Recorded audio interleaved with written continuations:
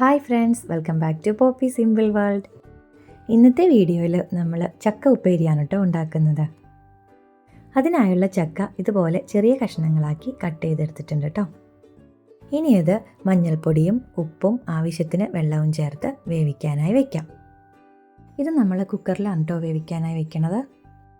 ഇതിന് ഒറ്റ വിസിൽ പോലും ആവശ്യമില്ല കേട്ടോ, പെട്ടെന്ന് വെന്ത് കിട്ടുന്ന ചക്കയാണ്. ഇനി ഒരു പാൻ അടുപ്പത്ത് വയ്ക്കാം. പാൻ നന്നായിട്ട് ചൂടായി വരുമ്പോഴേക്കും അതിലേക്ക് വെളിച്ചെണ്ണ ഒഴിച്ചു കൊടുക്കാം.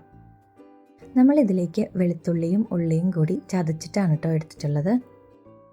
വെളിച്ചെണ്ണ ചൂടായി വരുമ്പോഴേക്കും അതിലേക്ക് ചതച്ച് വെച്ചിരിക്കുന്ന ഉള്ളിയും വെളുത്തുള്ളിയും കൂടി ഇട്ട് കൊടുക്കാം. ഇനി ഇതിലേക്ക് ആവശ്യത്തിന് വേപ്പിലയും കൂടി ചേർത്ത് കൊടുക്കാം.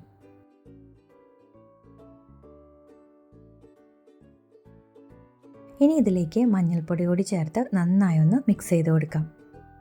ഇതെല്ലാം കൂടി നല്ല രീതിയിലൊന്ന് മൂപ്പിച്ചെടുക്കണം കേട്ടോ. അതിനുശേഷം അതിലേക്ക് വറ്റൽമുളക് പൊടിച്ചത് ചേർത്ത് കൊടുക്കാം.